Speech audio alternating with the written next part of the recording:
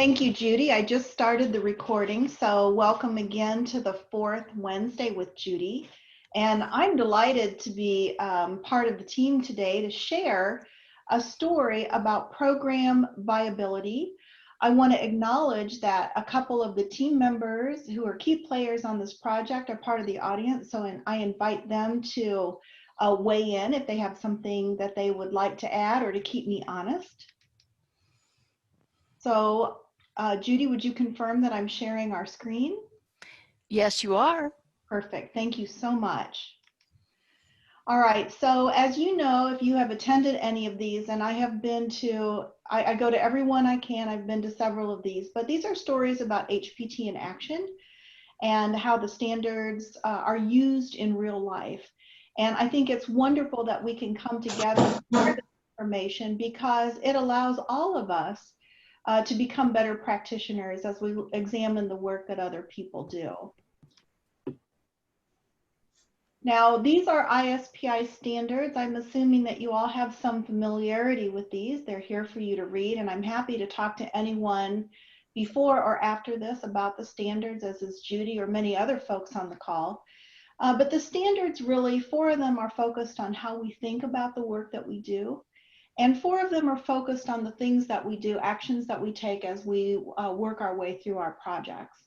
And the idea is to make sure that we are applying these standards, the principles and the systematic approach to our work in order to get the kind of results that we know that we can get. Some of you know me, but for those of you who don't, my name is Dawn Snyder, and I'm the CEO and managing principal of Dawn Snyder Associates, which is a little tiny company that's actually been in business for a very long time. I am a performance improvement practitioner, but I mostly do my work in the context where a curriculum architecture, a new initiative, and some change management are taking place.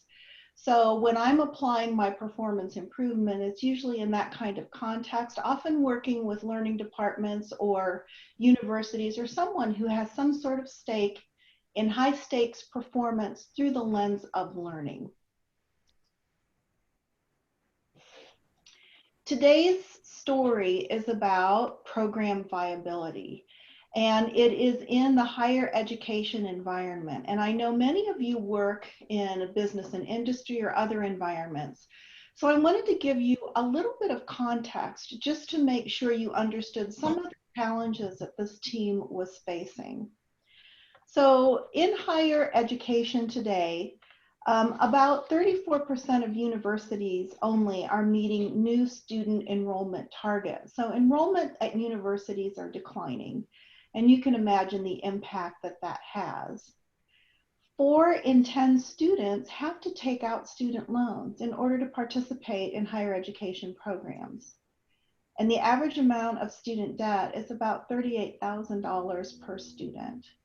So as you can imagine, that discourages people from participating in programs that are classroom-based or that are full-time because it's difficult to do that and work at the same time. State funding is also declining. For the first time, tuition payments exceeded the state funding in many of our universities here in the United States. And that has an impact on the kind of work that we can do and accomplish. We have lower world rankings looking at universities and comparing them one to the other than many of universities outside the United States. And only about 45 students are able to earn their degree or certificate within 6 years of starting college, and about 31% drop out entirely. So I have that little quote next to Bill Gates' lovely picture. But these are really worrying statistics because if higher education prepares people to participate in work and in society, and people can't afford or are unable to participate, we have kind of a big problem. However, there are a number of solutions that I think we're looking at in higher education. And I say we as if people are coming to me to look at them, but these are things that are being pursued by stakeholders and leadership and other decision makers. One of the promising solutions is competency-based education.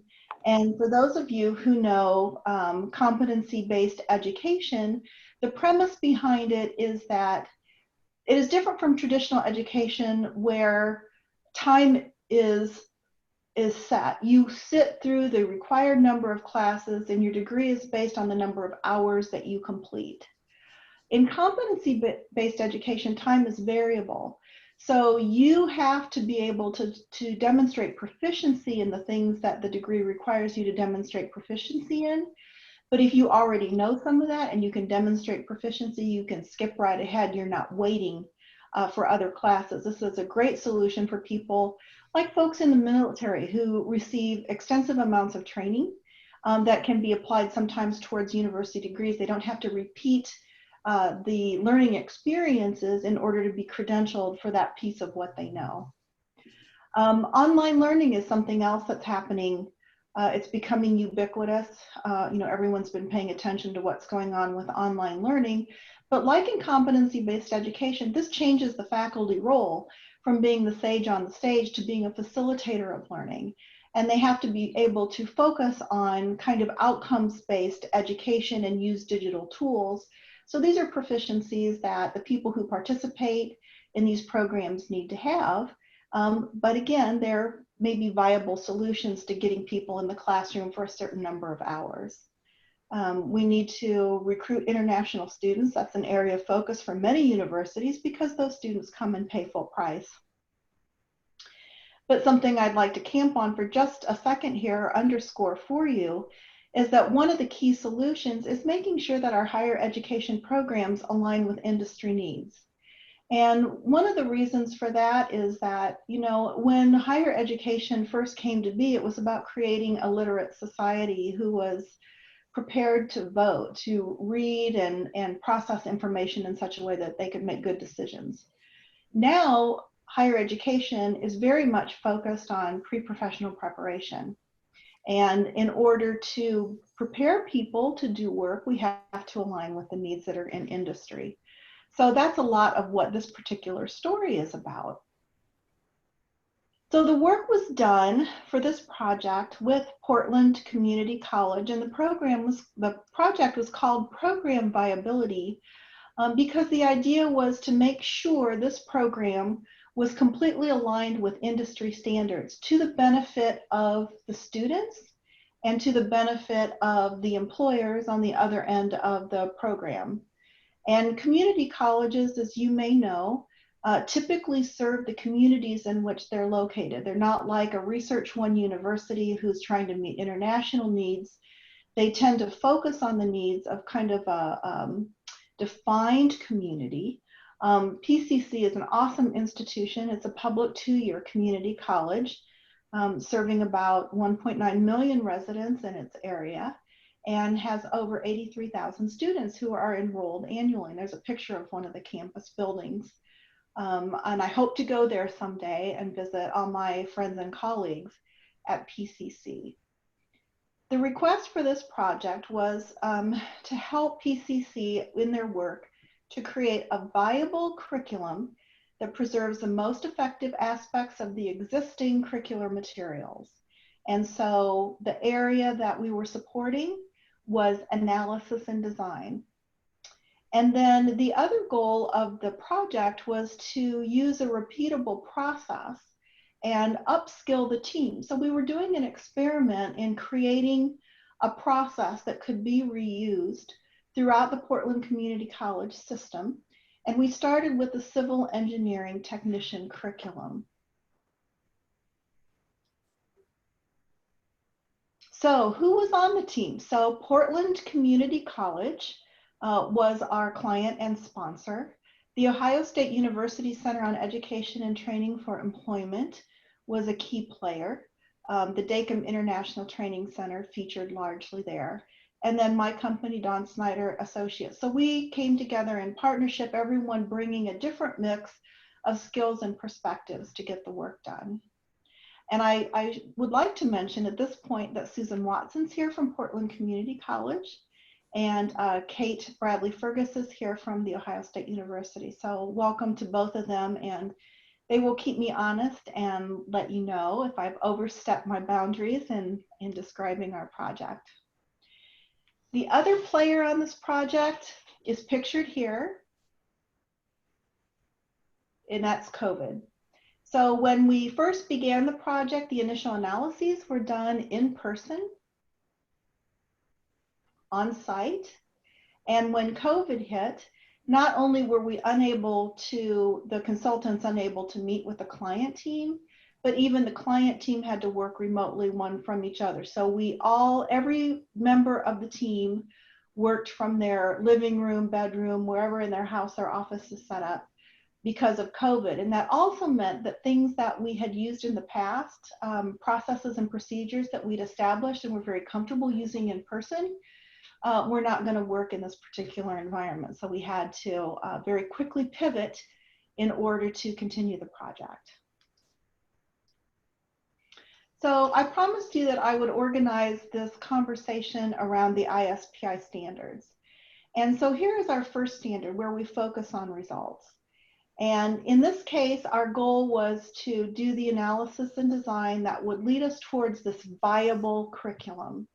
And it's important, I think, to have defined what viable means. And here, I think I would describe it as it being aligned to the needs of the occupation and in preserving existing assets. Those were two really key criteria that might be unique to this particular project. And then, of course, to upskill the faculty and other stakeholders so they can replicate the process. Program viability has several different pieces from my point of view. The first piece is enrollment. And it's very important when we think about enrollment that we acknowledge that there are enrollment pieces that are not controlled by the folks who own the curriculum. So program viability is kind of a view from inside the program, but there are university supports and structures that impact all of these different pieces. Enrollment's a measure of the marketing, as well as for the students access to financial aid, as well as their perceived ability to participate in and complete the program. No student is going to want to enter into a program if the employment picture is extremely murky, or if they don't feel they're going to be able to complete it. Retention is really that persistence figure. It's how many people continue to progress through the curriculum in order to get to graduation. And managing that retention number really has a lot to do with removing barriers to persistence. And we'll talk about some of those that we identified and resolved later in the presentation. And employability, of course, is related to the value proposition of the credential. Everybody wants to feel that they have a job. I have two children that are college graduates. One is employed on the basis of the value proposition of the degree that she achieved. The other one is still kind of wandering around in the universe looking for what job matches the skills that he has. So I'm a big proponent of making sure that we have viable curricula available to our university, our higher education students. Okay, so after starting with the end in mind, the second standard is to take a systemic view. And most of you know that education is one of the most compliance-oriented activities that we engage in as a society. So I have a lot of different systemic pieces that we needed to take in mind in order to create this curriculum. So for the market, we needed to make sure we align to market demand and employment needs. And the stakeholders here are the employers themselves, as well as potential and enrolled students. We have regulation requirements. So we needed to comply with all of these different regulatory requirements. Some of these authorities having jurisdiction have overlapping requirements. Some of them are unique. Some of them are open to interpretation. But the state of Oregon has a nice long list. I think they have 5 different standards. The accrediting body, I think there are 5 or 6 accrediting bodies in the United States. They have a set of standards. Federal funding has its own set of standards. You know, students can't get student aid unless programs meet certain requirements. So it's very important to make sure we comply with all of those requirements. The university has requirements as well, Those are curriculum and degree requirements. So there's a Portland Community College curriculum approval process and curriculum standards. And of course, our reason for being there was to create a repeatable process. And then the department, so I'm moving through our different levels of stakeholders here, but the department that we were working with really wanted to achieve a viable curriculum following all of these processes. And their main focus was on making sure the timeline was met, that the quality met all of these other standards pieces. There was a lot of conversation about change management and resistance to change, because many of you are aware that faculty typically are kings and queens of their own little kingdom. They tend to work in a silo. They own their courses. They make changes to those courses as they will. There might be a set of loose outcomes that we as faculty, and I do spend some time as a faculty member, that we are asked to comply with, but there's a lot of wiggle room in what the focus or emphasis is and how we accomplish that. Shelf life and flexibility are department concerns because the world is changing, the world of work is changing, and the tools that we use are changing. Student equity is a concern, making sure that all students have equal opportunities to participate fully, and that one student is not advantaged over another, or any students aren't disadvantaged in their completion of the work and curriculum. And then collaboration with other departments. From your own university days, if you participated in those, you will know that there are some courses that are shared in terms of the use by other departments. And so one of the systemic pieces from a department point of view is making sure that we are set up to collaborate with other departments so that their students' needs are met in the course and our department student needs are met in the course. And then of course, faculty have a system, and we're asking them to make the biggest change of all, because we're asking them to work in new and different ways from what I just described. They are going to have to address their ownership of existing courses. And of course, they walk into this situation with some concerns over job security, because if program viability is not in place and we don't have enrollment, then things start to happen to the program. Courses get cut, faculty get cut, opportunities for the students, perks like field trips and things that cost money have to be more carefully considered. So the systemic view that we took included a lot of different levels and a lot of different stakeholding groups that had different lines of sight to what good looked like, as well as different requirements that absolutely needed to be met.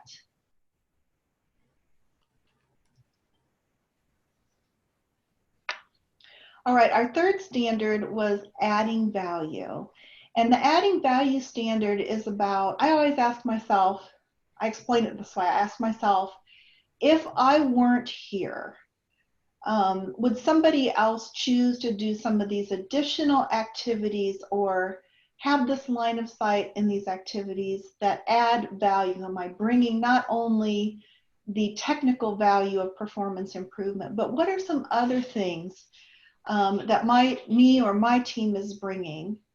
So this is some of the things that I think we looked at. I think the most important one is the top one, is that we took a performance-focused, future-oriented view of project needs.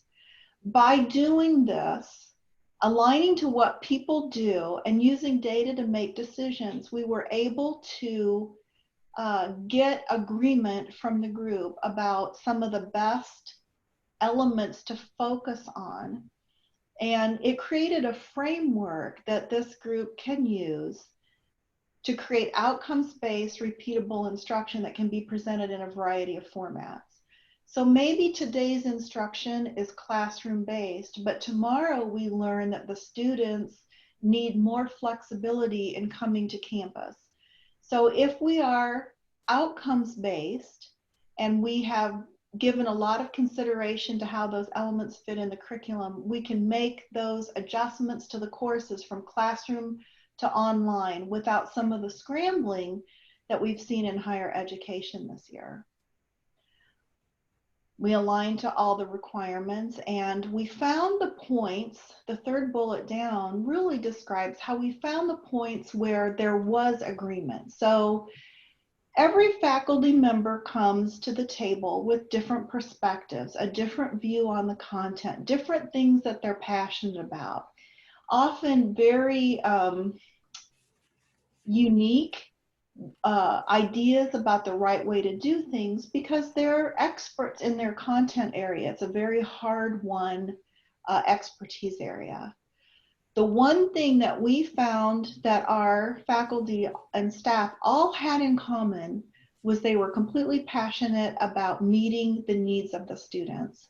And so whenever we found that there were areas where there was disagreement or digression, we tried to find the common path where we could best describe the way to meet student needs.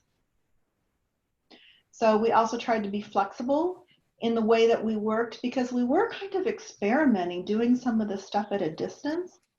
And you know, you can't take a 3-day like workshop where you've brought people into a room and everyone, and you break them up into teams and people come back together and you have this really great interpersonal interaction. You can't take that and replicate it by bringing people together for 3 days online.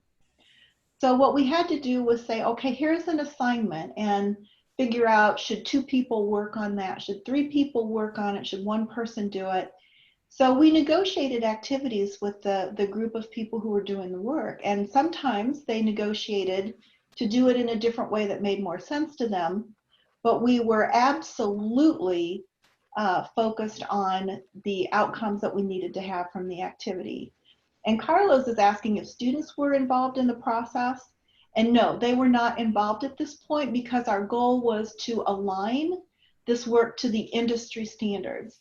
Now, I do think, Carlos, that there would be room for an opportunity to bring students in, not to talk to the occupational level of the work, but to some of the other elements as the courses are designed. So that's a very good question. Thank you. All right, we also modeled data-driven outcomes-focused decision-making in all of our meeting because this was a technique that we felt the team would benefit from. And we added in some additional training.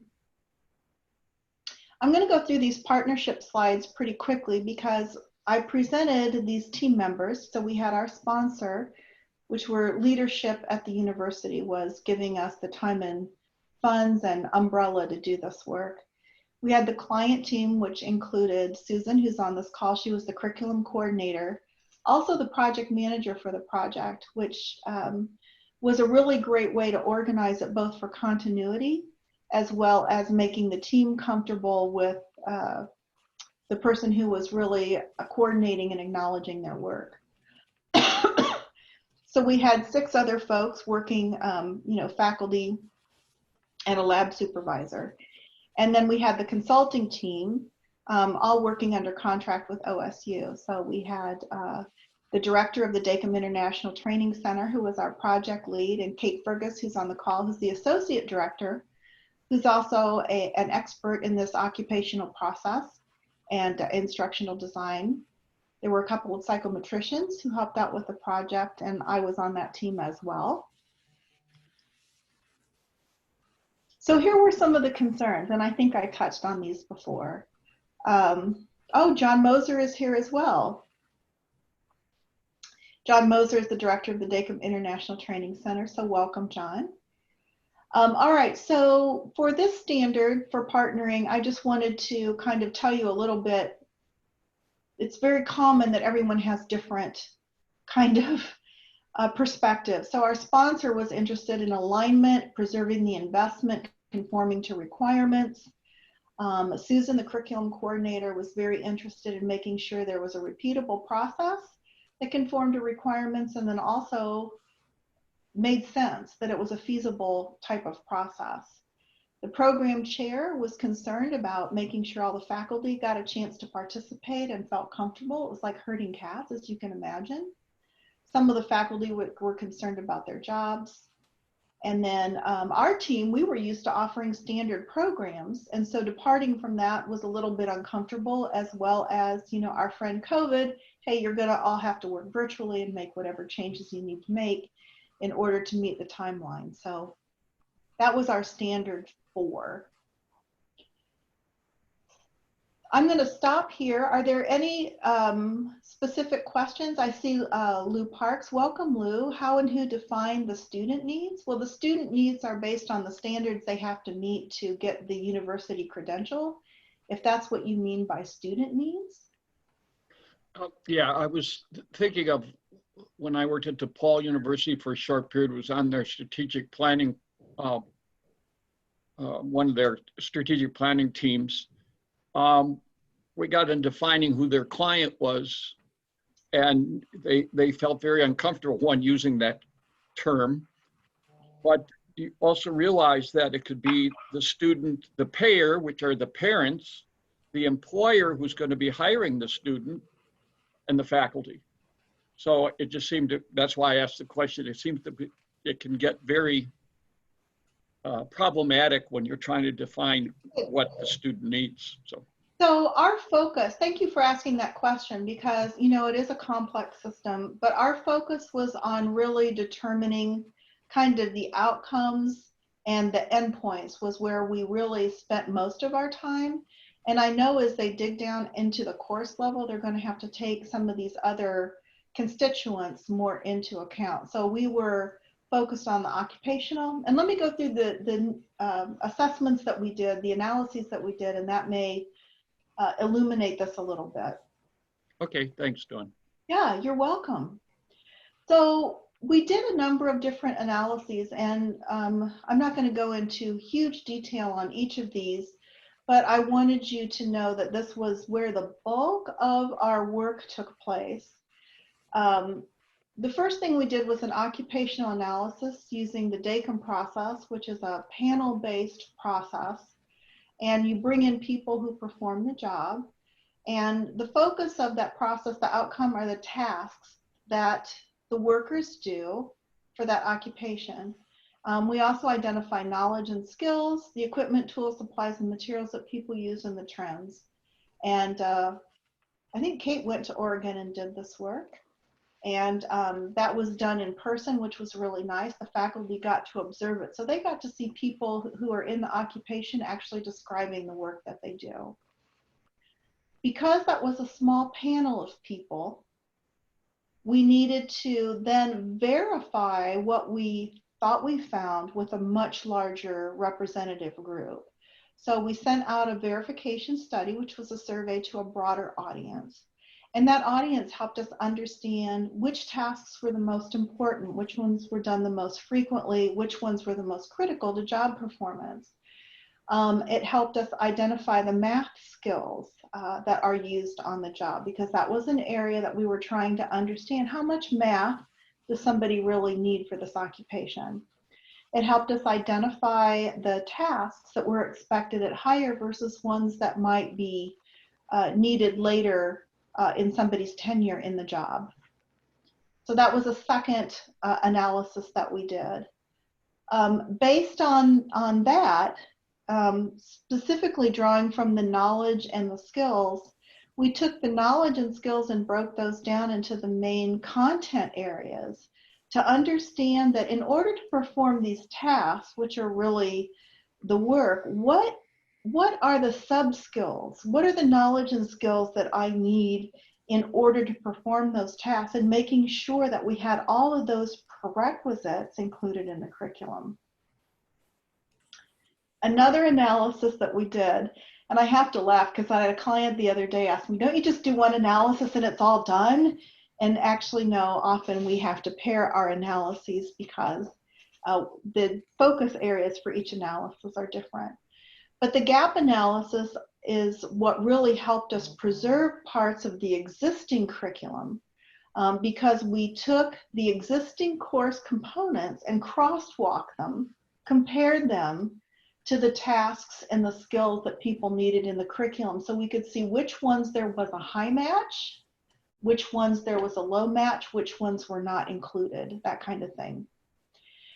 The other thing that we did that I think was really, really important, and this gets, I think, to Lou's question, and Carlos's maybe as well, were the barriers to enrollment, retention, graduation, and hiring. So Rania is asking, how many people do we choose to in-person interview per occupation? We use Stacom, which is a panel method. So I think there were 8 experts. I don't have my chart in front of me. 8 or 10 experts who came together to define the job. And then the verification of that work was sent to another 50 or 60 people in that community area in order to verify the work that the smaller group of people did.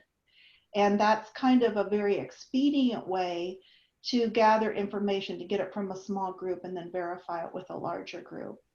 Happy to talk to you about that further. Yes, thank you. Yeah, you're welcome. So this is something I wanted to show you. You're not going to be able to make sense of it. But one of the ways we experimented with matching the skills and knowledge to the tasks or the work tasks that we had to prepare people to do was just by drawing lines to see how the prerequisite structure would work. And this is what it looked like. So what I wanted to show you this was to illustrate how very, very complicated the prerequisite structure in a university curriculum can be to the work that gets done. All right, so this was for one of the skills, which is surveying. So a civil engineer spends some time surveying sites, right? And so there are a lot of things they have to do. So in order to, for example, set up their survey equipment, they have to triangulate, they have to do data analysis for conformance of precision and accuracy. They have to use modern equipment, all right? And then in order to do those things, there are other things they have to know. So, Kate is telling me there were 11 subject matter experts on the original panel who spent 2 days together to do some of this definition. Thank you, Kate. Okay, so once we did a lot of that analysis, we did something which is, I think, unique to the performance field. Well, maybe it's not unique to the performance field, but it's certainly one of the things that sets us apart from the activities of other groups. So we did a cause analysis, and the cause analysis is something that tells us what is the cause of the problems that we see, to make sure we're not just going through the motions to solve something that might be a symptom. And this is just a quick run through. I thought about organizing it against the behavioral engineering model, but I thought it was clear to present it this way. So here's some things that we found when we did the cause analysis. 20 to 30% of the content in the curriculum was not linked to the revised outcomes. All right, so the existing curriculum, if you look at by percentage, and that's not the quality of the match, but just the fact that there was one, was not linked to revised outcomes. So this was a very good justification for this activity that we went through to find out that there wasn't a good match between what needed to happen and what the curriculum was supporting. The pathway, in other words, the student journey through the curriculum, wasn't necessarily equitable. There were a lot of exceptions. People were perhaps given the opportunity not to take one of the prerequisite classes. And if they didn't know to ask to be accepted from that, then they had to sit through that prerequisite class. And the curriculum lacked individualization and flexibility. So if somebody had to work, but the classes were offered in a cohort fashion, there wasn't the flexibility for them. They would just have to sit out until that course came around again. Math and other prerequisites were not necessarily linked to performance outcomes. So in every case, there were a lot of strong feelings about how much math people needed, But if we couldn't link that math to a performance outcome, then the team had to agree that that math requirement was not necessary for this program. And this was maybe one of the most hotly contested issues at the beginning, but because we were using data to make decisions and we moved this particular issue further down so the team had experience making those decisions, it wasn't as hard to swallow. Let me just pick on a couple of these. Software, for example, is an emerging area. And so faculty weren't tending to teach that software because they have been out of the field. They're doing faculty work, so they may not be fluent in the software. And then collaboration within the department was now required because in the past people owned their course. Now they had to work together in order to make sure that the outcomes were met. So did we have to develop tools to figure this stuff out? Absolutely, we did. We mostly used Google Sheets. And it was a little bit of a challenge for us to figure out the tools that would document and then be available to be used going forward. So that was one of the challenges that we had. Great question, Rania. All right, Standard 7, I have a number of slides, but this is really about the curriculum design. And all this analysis was set up to help with the design of the curriculum. And a curriculum, I always think of a curriculum as a closet organizer. You have to create a curriculum. So, you know, you see in this closet organizer, there are long hanging clothes. So I have to be able to pull those out and replace them if those items become worn or if they're out of style. So I need to be able to understand my curriculum so that I can pull and replace the different pieces in order to meet the immediate needs of the users of the closet of the curriculum. So these are the questions that we ask when we're doing curriculum design.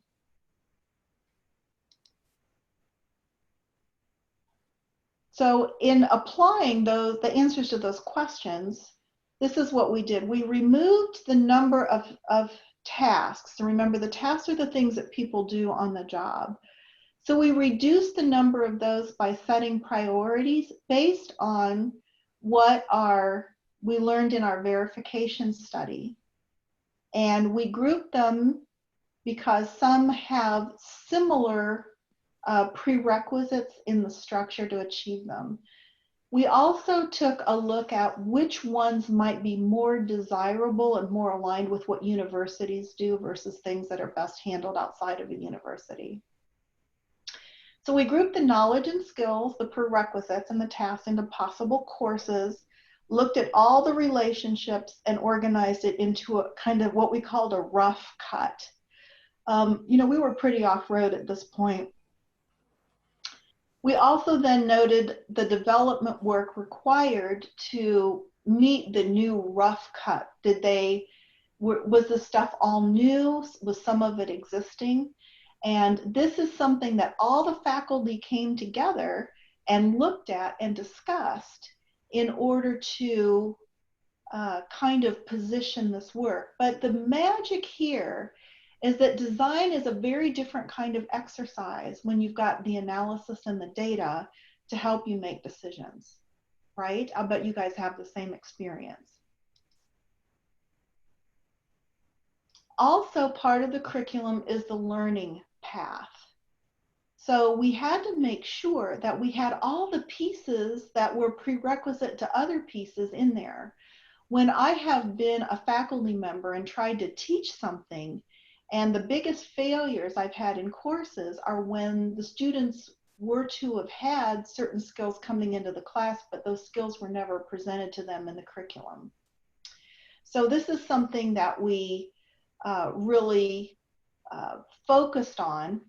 And the other thing I draw your attention to about our learning path is we really refined the learning objectives for the outcomes for the curriculum. And we were very clear about, did people need to prepare submittal packages, or did the students at this point need to recognize what a submittal package looked like? And John, you're exactly right. This is exactly what I submitted in 2002 for my CPT, this kind of work. The other questions we had to ask about the learning path had to do with remediation. How much remediation could we offer if a student had problems? How many electives could we offer to give them an opportunity to more closely match their preparation for maybe a specialized career path to follow? And should there be some kind of capstone or practicum as part of this program to give people hands-on experience pulling a lot of these skills together? So these are exactly the kinds of things that we were focusing on with the learning path. Standard 8 is about conformability and feasibility. It's not about development, but about making sure if the work we have done so far is going to meet address the performance problem and meet the requirements that we've set out. So Rania, you'll be interested in this, and the rest of you maybe too. This is just a screenshot from one of the tools that we used. It's a Google Sheets, but surveying was one of the skills that was critical in order to do the occupational work. And we organized the tasks across the top. And this is from the gap analysis. Was this covered in a class? What course was it covered in? What was the degree of match for the content?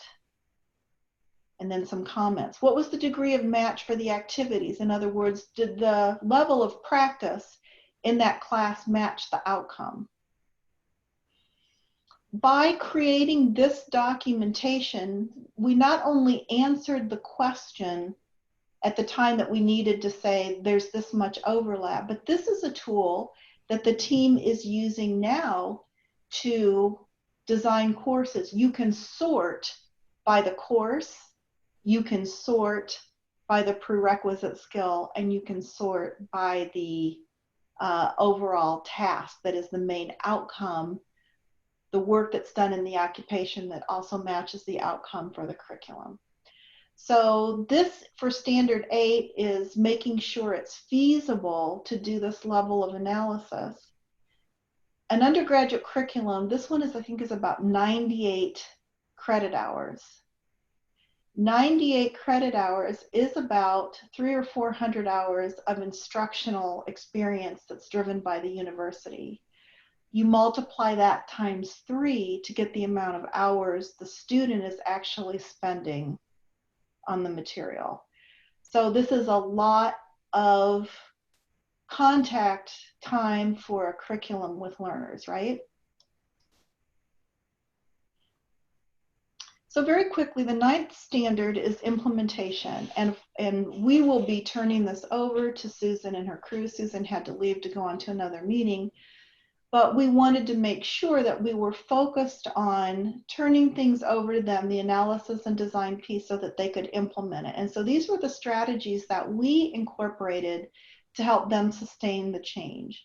One is the involvement and ownership of the key players in all aspects of this process. If these faculty members had not been involved, they may choose not to teach what they're asked to teach in the class, right? No one really knows sometimes what goes on in the class.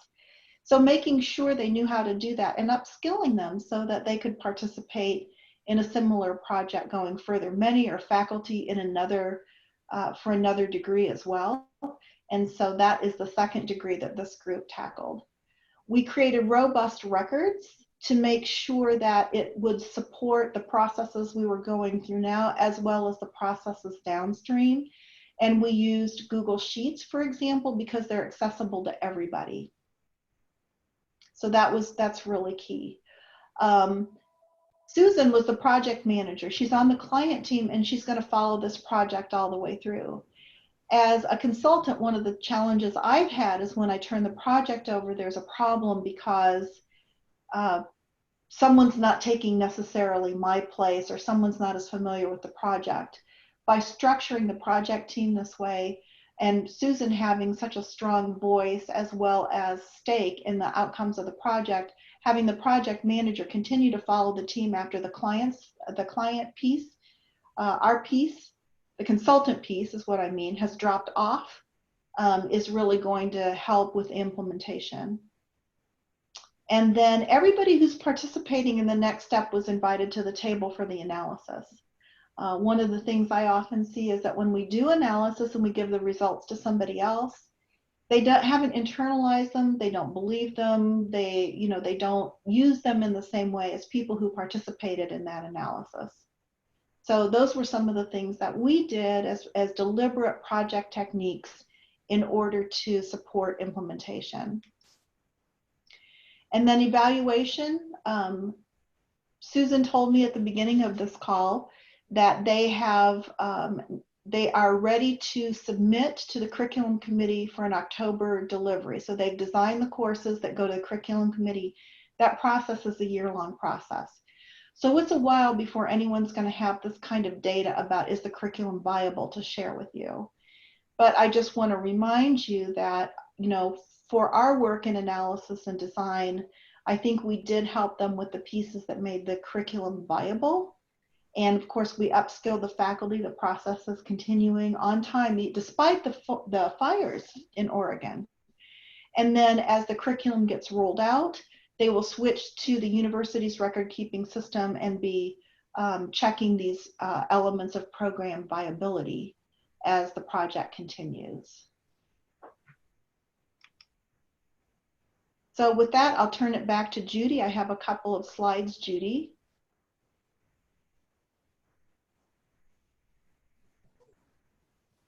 Thank you. I had myself on mute. Thank you very, very much, Dawn. I would say to the group, maybe they would have some comments to you before we go, and because, well, we're looking for somebody to do October. We had someone in, and they had a medical crisis. But if you don't, we'll have something sexy happening in October. But in the meantime, if you have a story that you'd like to tell about how you applied the HPT standards, I would ask that you just get in touch with me. But that's what this series is about. But Dawn, would you like to hear from the group about getting feedback on your own program? I would love to. I'd love to hear your feedback, your questions, your comments. Is this similar to things that you have used and found effective? First thing that jumps to mind is how well you herded all the cats. I mean, especially in an educational environment. I think that's a real compliment to you, to put all those people together, really. Well, I appreciate you saying that, because, universities, our work is very accountability based and outcomes based, and university operations are typically, at least the people parts, are very relationship based. So it can be a mismatch, and we work very hard to address that. Mismatch, that's a very nice word. It's a nice word. And I'm curious, Dawn, how long was the project from beginning to end? Oh gosh, so I think from the original DACM analysis until we turned the project over to them with the gap analysis complete was about 4 months. And they had many other things that they were doing, so this wasn't full-time work for anybody. Yeah, sounds about right. Yeah, great job. It's really, you can see all the excellent detail, dotting all the I's and crossing all the T's. Thank you. Dawn, I'll have to tell you, that's a phenomenal job, and especially in that time period. I had an interim assignment at a well-recognized university for 13 months, and the lack of accountability of faculty, or trying to get things done, and whatever, for what you did, we ought to start calling you St. Dawn. Well, Lou, you're very kind, but you know, I was at a university for 4 years and I left because the way I operate was so counter to the culture. Mm. But it gave me a lot of insight about how these groups can work and what influences I might need to bring to the party. So that was a huge help for me. When I first went to the university, I knew within a month I was like a fish out of water. You know, the first time you have the same meeting 3 times, you're like, now, wait a minute, we should finish this discussion, decide, and go on to the next thing. But that's not always how that works. It's a different system. Different environment. Yep. A different environment, exactly. So our work is very contextual, which is one of the things that I like about it. Well, great job. Thank you. I guess along those lines, what comes to mind are questions about resistance. And then related to that is kind of like the burning platform. What was it that actually pulled you in the direction of allowing this comprehensive and data-based approach, evidence-based approach? Well, so the resistance to change was just, the burning platform was that the program, people knew the program had to change, but they probably without outside intervention would not have been able to agree to a way forward, right? Got it. And then in terms of managing that, the goal was to find what everybody had in common. And that was honestly the very best thing of all, which is meeting student needs. Yeah. So whenever there was dissension, we tried to refocus on what we had in common rather than our differences. And so I would encourage that as like a Facebook strategy. Like if you're like me and I get on Facebook, maybe we need to focus on similarities instead of differences so much. So I guess what I'm hearing is that you really drove with purpose and had to kind of keep coming back to that to keep people on track. Yes. And I think the way we staffed by having the curriculum coordinator as a project manager. Yeah. We had the program chair take more of a role as the project continued, as she became more comfortable with running meetings the way we were demonstrating. Yeah. The data-driven, outcome-focused meeting. So instead of an agenda about topics, we said, this is the decision we're making today. Yes, great. Data came out ahead of the meeting, and then what we were doing is organizing those decisions against the outcomes we needed to achieve, the requirements we needed to achieve. And it was a very different way of operating. Yeah. I really like that. Yeah. If you've never done that, I for all my meeting agendas have the outcomes for the meeting, and the pieces underneath are not, I don't think, so critical. We always start with the end in mind, right? Yeah. Does anyone else have any questions or comments of Dawn? So I would like to John made a nice comment. I'm not asking him to come forward and make a compliment aloud, but if John and Kate have additional insight. Catherine has been raising her hand over here, so I think you. I think Dawn's being a bit modest, so and humble. This project was an undertaking, and without Dawn's thoughtful, deliberate, and consistent leadership and the trust, I think one of the things that was so important to this project, where I know Dawn, I was out in Portland, doing the Steak-umm, but we never saw each other face to face again in person afterwards. And managing a project like this with so many variables and things in flux and pain points, external pain points, really, with the landscape around us. Dawn developed trust. She gathered the trust, or gained the trust of the team of educators that she was working with on the project.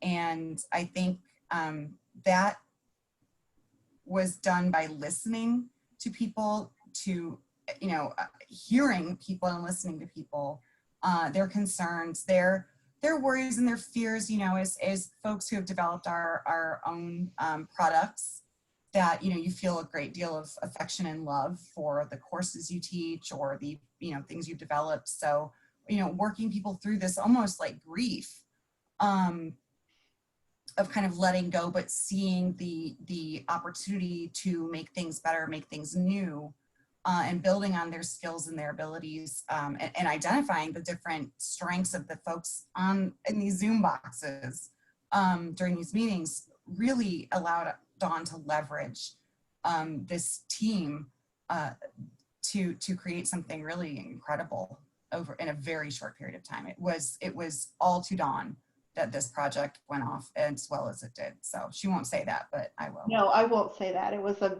big team effort. Thank you, Kate. Yeah, we couldn't have done it without you, Dawn.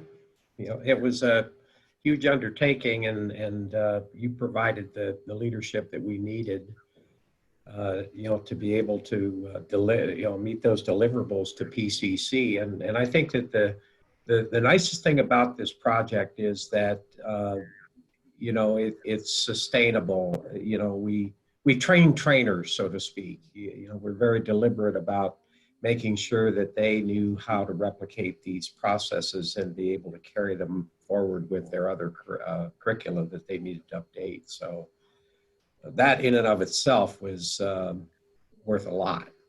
You know, so That's a good point, John. Thank you. well done. Oh, thank you. Jim asked about recording and availability. The answer, it is being recorded. The answer it is, our intent is to allow ISPI to post this on their website, so that then you would have access to it. That is the intent. And given our technological skills here, we'll pull it off. How's that? Bang, you know, so that's it. We're learning as we get there. That's the best way I can describe this particular journey this way. I would like to thank you for joining us on the fourth Wednesday. This gives you a feel.